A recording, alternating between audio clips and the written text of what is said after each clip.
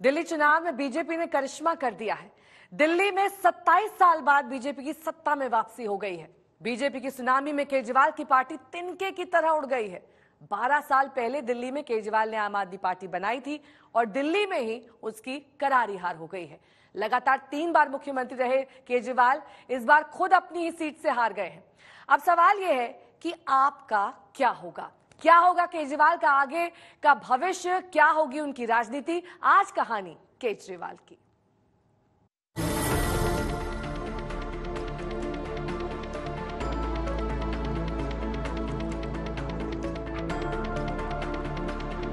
Jail से भी जीत जाएगी आम आदमी पार्टी की सरकार।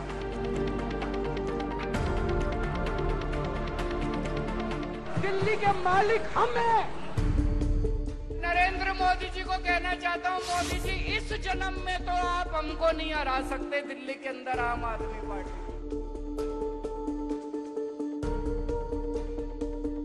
आपको दूसरा जन्म लेना पड़ेगा, इस जन्म में तो नहीं हरा सकते आप आम आदमी पार्टी को दिल्ली में।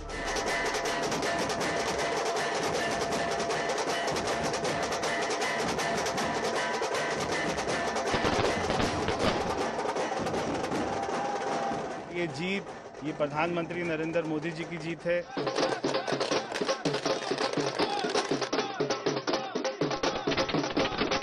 कैपिटल कैसे होना चाहिए, एक राजधानी कैसे होनी चाहिए, वो आप लोगों को जरूर ये सरकार बनाएगी।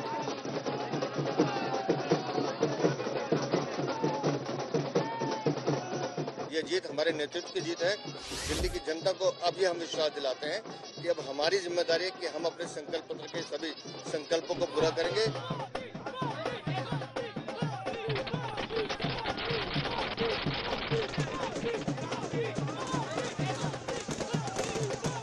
भारतीय जनता पार्टी को इस जीत के लिए बहुत बहुत बधाई देता हूं।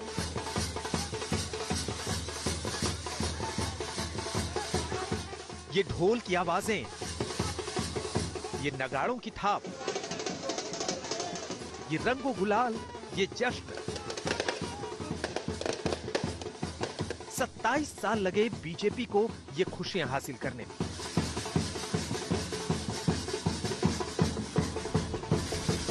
प्रचंड मोदी लहर जब देश में थी तब भी बीजेपी के लिए दिल्ली दूर थी, लेकिन अब पिक्चर बदल चुकी है। नतीजे ऐलान कर रहे हैं कि दिल्ली के दिल में मोदी है।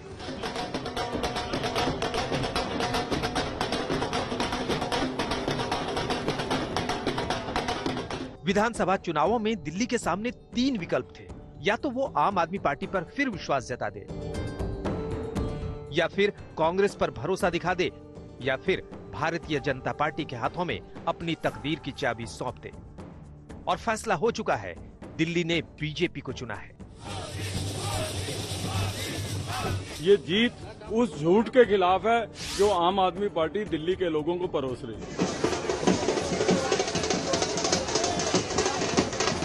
माननीय प्रधानमंत्री नरेंद्र मोदी जी का विशेष तौर पर धन्यवाद है। उनकी योजनाएं उनके नाम पर चुनाव जीते हैं। सिर्फ जनपरा में ही नहीं, पूरी दिल्ली में भारतीय जनता पार्टी की सरकार बनवाई है। दिल्ली की जनता का धन्यवाद करूंगा, अपने मोती नगर के परिवारजनों का धन्यवाद करूंगा। दिल्ली के मतदाताओं का मैं धन्यवाद करना चाहता हूं। उन्होंने नरेंद्र मोदी जी की बात को स्वीकार करके दिल्ली को मैंडेट दिया है।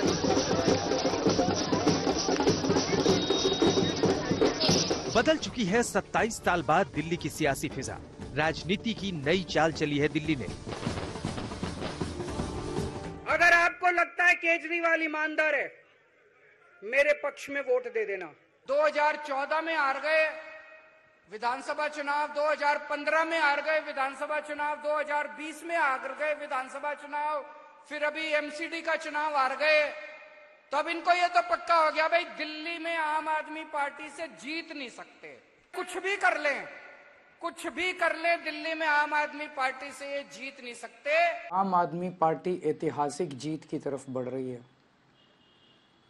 और भारतीय जनता पार्टी अपने एग्जिस्टेंस के सबसे बुरी हार की तरफ बढ़ रही है। सबके वादे थे, सबके इरादे भी जनता के सामने थे, लेकिन दिल्ली ने वो चुन लिया जो उसके दिल में है। आम आदमी पार्टी को करारी शिकस्त मिली। आज दिल्ली के चुनाव के नतीजे आए हैं और जनता का जो भी निर्णय है, जनता का जो भी फैसला है, उसे हम पूरी विनम्रता के साथ स्वीकार करते हैं। जनता का निर्णय सर माथे पर। मैं भारतीय जनता पार्टी को इस जीत के लिए बहुत बहुत बधाई देता हूं और मैं उम्मीद करता हूं कि जिस उम्मीद के साथ और जिस आशा के साथ लोगों ने उनको बहुमत दिया है, वो उन सभी उम्मीदों और आशाओं पे पूरा उतरेंगे। बीजेपी के सामने न हाथ की ताकत चली, न झाड़ू की चुनौती। जिस पार्टी को केजरीवाल ने अपनी लोकप्रियता के शिखर पर पहुंचाया था, उसी पार्टी की आज सबसे बुरी हार। दिल्ली की जनता का जनादेश है, हमें जनादेश स्वीकार है। ये मैं अपनी सीट जीती हूँ, लेकिन ये जीत का समय नहीं है, ये जंग का समय ही है। जंग जारी रहेगी भारतीय जनता पार्टी के खिलाफ, उनकी तानाशाही और उनकी गुंडागर्दी के खिलाफ। आम आदमी पार्टी हमेशा गलत के खिलाफ लड़ती आई है और हमेशा गलत के खिलाफ लड़ती रहेगी। इससे ज़्यादा दुख की बात यह है कि सरकार नहीं रही और हमारे तमाम बड़े लीडरान, अरविंद जी, मनीष जी और सत्येंद्र जैन जी, तमाम जितने बड़े लीडरान हैं वो सब हार गए और सरकार भी नहीं रही। तो मेरे लिए बहुत खुशी का दिन आज नहीं है। दिल्ली की जनता की जिस तरह से हमने खिदमत की थी, वो उसमें हम कहीं ना कहीं अब नहीं कर पाएंगे, यही है। पार्टी के और ग्रेटर कैलाश में हमारे तमाम सपोर्टर्स, वॉलंटियर्स और डोनर्स जिन्होंने हमारे साथ कंधे से कंधा मिला के इतनी लंबी लड़ाई लड़ी, उनका बहुत शुक्रिया करना चाहूँगा और ये बताना चाहूँगा कि आप डरिएगा मत, आप हताश मत होइएगा। ये छोटी छोटी लड़ाइयाँ हम हारते हैं, बड़ी जंग जीती जाती है। बीजेपी को 48 सीटें मिली, जबकि 2020 में सिर्फ 8 सीटें मिली थी। आम आदमी पार्टी को 22 सीटें मिली, जबकि पिछली बार 62 सीटें मिली थी। और कांग्रेस लगातार 3 चुनाव से खाता तक नहीं खोल पा रही है। इस बार भी कांग्रेस के हिस्से में 0 है। लेकिन इस विजय में भारतीय जनता पार्टी के पास विश्राम का अवसर नहीं होगा। श्री नरेंद्र मोदी जिंदाबाद। प्रफुल्लित हो उठा है। दिल्ली के देवतुल्य मतदाता का बहुत आभार और अभिनंदन। ये चुनाव नरेंद्र मोदी जी की गारंटी और उस पर जनता के अगाध विश्वास को परिलक्षित करता है। 1 दशक का जो कुशासन था आम आदमी पार्टी, उसके खिलाफ का ये वोट है। एक था न जो बोलता था इस जन्म में नहीं, अरे इसी जन्म में तो बार बार हारेगा और किसी के नजर से, वोट से क्या नजर से भी गिर जाएगा। Arvind Kejriwal bye bye tata, finish, खत्म, अब कभी नहीं आ सकता। आम आदमी पार्टी के प्रति दिल्ली के आम आदमी ने अपनी नाराजगी का इजहार किया है और आम आदमी ने आम आदमी पार्टी के प्रति अपनी नाराजगी इतनी बुलंद आवाज में जाहिर की है कि इसकी गूंज अब सिर्फ दिल्ली तक ही सीमित नहीं रहेगी, पंजाब में भी सुनने को मिलेगी। दिल्ली की जनता ने बिल्कुल सीधा फैसला सुनाया है, साफ और बिल्कुल खरा, कोई लाग लपेट नहीं। फैसला आर या पार है। बीजेपी ने कठिन फैसले के जोखिम लिए, आलोचनाओं को दरकिनार किया और जनता के अलावा किसी में विश्वास नहीं किया।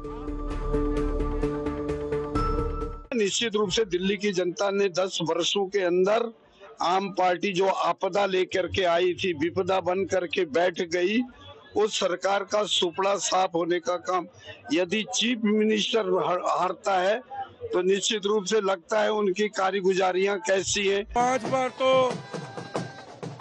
केजरीवाल आया है और 7 बार अतिशी आई है और 8 बार भगवत मान ने तो डेरा ही लगा रखा था।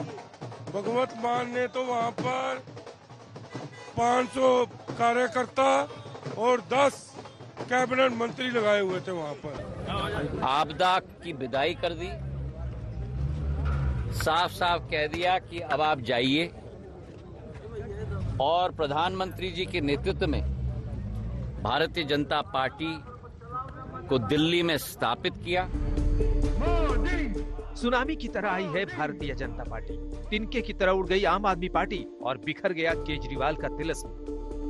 दिल्ली के चुनाव में मुझे लगता है मोदी मैजिक काम कर रहा था, क्योंकि उन्होंने किसी को अपना मुख्यमंत्री पद का उम्मीदवार घोषित नहीं किया था। वो तो महाराष्ट्र में भी नहीं किया, लेकिन दिल्ली में मुझे लग रहा है उनके लिए नाक की लड़ाई थी और प्रधानमंत्री मोदी ने, अमित शाह ने जमखम कर प्रचार किया।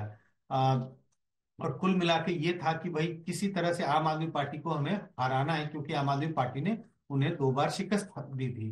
तो और आम आदमी पार्टी का जो कामकाज था, जिस तरह से अरविंद केजरीवाल से लोगों का मोह भंग हुआ था, तो एंटी इनकम्बेंसी मूड ऑलरेडी कुछ ना कुछ दिखाई पड़ रहा था। और जब एंटी इनकम्बेंसी मूड आम आदमी पार्टी के खिलाफ था, तो बीजेपी ही ऐसी पार्टी दिखाई पड़ रही थी लोगों को जो बदलाव ला सकती है, क्योंकि कांग्रेस हराने की स्थिति में नहीं थी। तो मिला जुला सबका असर है। बीजेपी के लिए जीत इतनी बड़ी है कि ना उत्सव का अंत नजर आ रहा है, ना उत्साह का। दिल्ली की गली गली में लड्डुओं और फूलों की गहमा गहमी है। दिल्ली की जनता ने ये साफ कर दिया है कि वो मुख्यमंत्री के नाम पर एक बार फिर से केजरीवाल को रास्ता नहीं देंगे। आप ही नहीं, कांग्रेस को भी चौंका दिया। बीजेपी की कामयाबी ने देश की राजनीति में एक बड़ा संदेश दिया है। Bharatiya Janata party, Bharatiya Janata party. ये हमें पहले दिन से पता था कि पापा जीतेंगे, बिल्कुल जीतेंगे।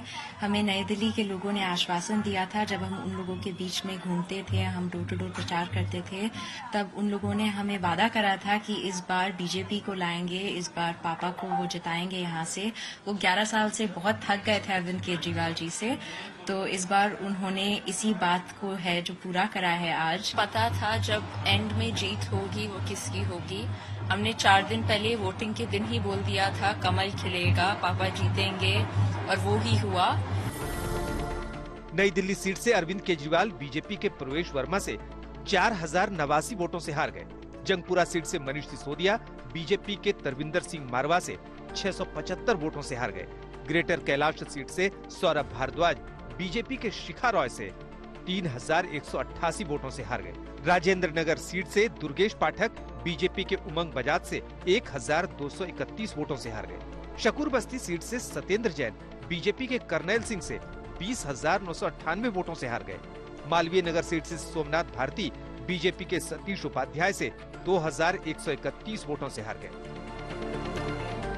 दिल्ली की जनता ने ये साफ कर दिया है कि वो मुख्यमंत्री के नाम पर एक बार फिर से केजरीवाल को रास्ता नहीं देंगे। आप ही नहीं, कांग्रेस को भी चौंका दिया। बीजेपी की कामयाबी ने देश की राजनीति में एक बड़ा संदेश दिया है। ये सामान्य विजय नहीं है। दिल्ली के लोगों ने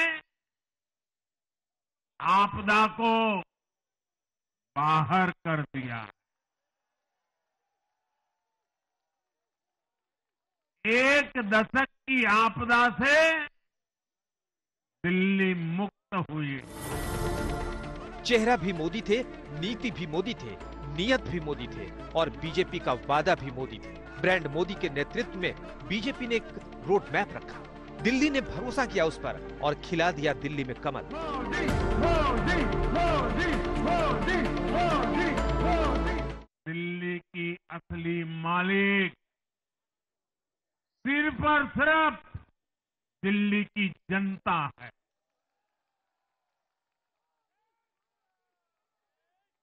जिनको दिल्ली का मालिक होने का घमंड था, उनका सच से सामना हो भी गया।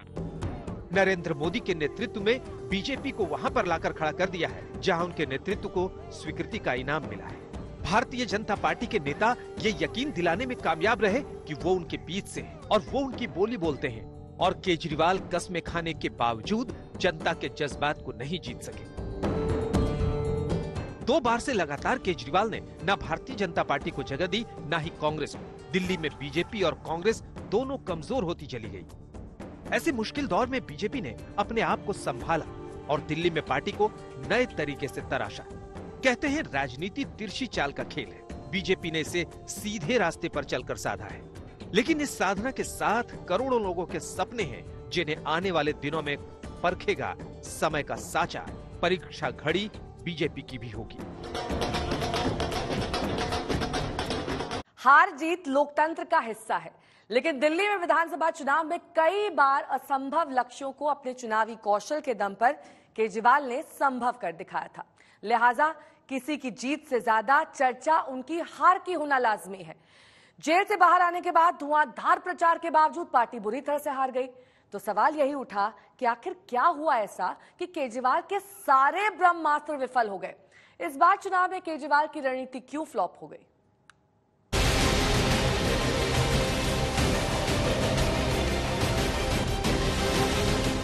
केजरीवाल को दिल्ली ने 3 बार अपना नीति नियंता चुना था और चुना ही नहीं था, उनके विरोधियों को चारों खाने चित्त कर दिया था। लेकिन फिर ऐसा क्या हुआ कि केजरीवाल की पार्टी इस बार खुद राजनीति के नेपथ्य में चली गई?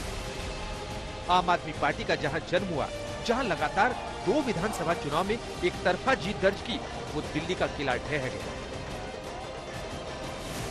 इन्होंने मेरे ऊपर आरोप लगाया है, इन्होंने आरोप लगाया है कि केजरीवाल चोर है, इन्होंने आरोप लगाया है केजरीवाल भ्रष्टाचारी है, इन्होंने आरोप लगाया है केजरीवाल ने भारत माता के साथ धोखा किया है। ये करने के लिए नहीं आया था मैं, सत्ता से पैसा और पैसे से सत्ता, इस खेल के खेलने के लिए मैं नहीं आया था, मैं देश के लिए कुछ करने के लिए आया था। जब 14 साल के बाद भगवान राम वनवास से लौटे, सीता मैया को अग्नि परीक्षा देनी पड़ी थी। आज मैं जेल से आया हूं, मैं अपनी अग्नि परीक्षा देने के लिए तैयार हूं। शराब घोटाला मामले में केजरीवाल की कथनी करनी के बीच का अंतर लाकर लोगों के सामने आ गया।